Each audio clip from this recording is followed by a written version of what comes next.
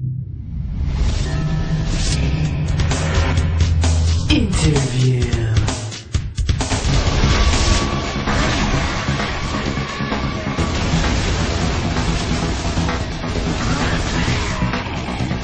So in Gears of War 3 multiplayer, we have a new mode, which is new to the franchise, but not new to the shooter genre of Team Deathmatch. And it's important to note that when we put things into Gears, we twist them our own certain way to make it kind of Gears-like. And one thing we've done is it's not just a matter of getting to a certain score and wow, the match is over, that was fun. You essentially deprive the other team of respawns. So what ultimately happens is, for a little while, it's regular Team D, people are spawning in and they're having fun. Then after a certain point, you run out of lives, and it turns into a last man standing type situation, which results in some great dramatic situations in the playtest lab. On top of all that, we've taken some of our previous modes, and one of them, which was kind of called Submission. It was basically a mode where you kind of try and capture an AI and hold it, right? We've changed that so it's capture the leader. So one player on the COG is Chairman Prescott, the player on the Locust is Queen Mira. You spawn and you basically have to capture the leader, take him hostage and take him somewhere in the map and just hang on to him for a certain amount of time, which has proven to be quite a bit of fun. On top of it all, we used to have modes like Annex, where it was kind of a territory control mode and things like that, and it kind of was a little fuzzy as far as what the rules were. We've consolidated and changed that and modified it and streamlined it into a mode that's essentially a territory-based mode, where it's king of the hill. So find the circle, hold it, sap it to the points, get a certain percentage point to win, and then it moves to another location, which has provided some very strategic and fun matches for us. So the weapons, of course, are one of the great things people love about Gears of War, and we've added in a sawed-off double-barrel shotgun. And this gun is really like it's a cone of death in front of you. If you go more than a few feet away from somebody, it doesn't do too much damage. But you can actually catch 2 to 3 people in your spread and jib them immediately, which is amazingly gratifying. We wanted a new assault rifle, and so that's where we came up with the Retro Lancer, sort of the Lancer pre the Emergence Day. So it's like when the humans were fighting humans. It's got a traditional bayonet, but it's got an awesome charge. You can charge into somebody and throw them like a bale of hay, which is fun. But also to the novel like the Digger, where you can actually shoot a grenade underground and it pops up behind cover and flushes people out of cover.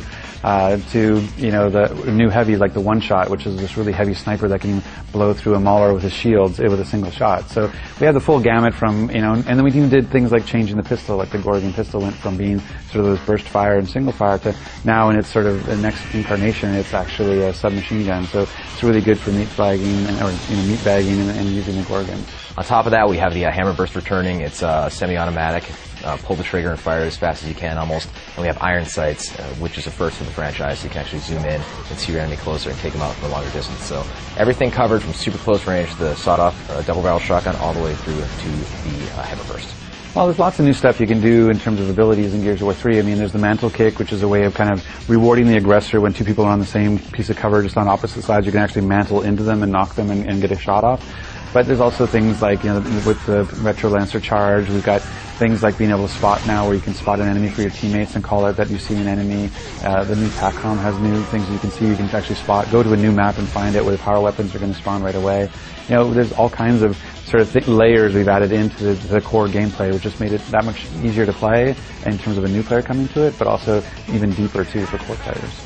And then on top of all of that, what we've done is we've added our executions in a way that we wanted them to be unlockable. We wanted them to be something you earn for prestige and that you use to gain extra experience. And by doing that, we decided to have people earn them back. So we basically pulled all the executions away, and then you unlock them as you use particular weapons. But what it does mean is that every weapon has its own unique execution now, unlike Gears 2, where there's kind of hit or miss.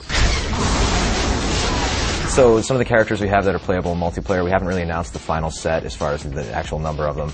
You can play as the Locust Queen in multiplayer now. She's gone from kind of her regal type of dress to like battle armor now, and she's in there with everybody else kicking butt.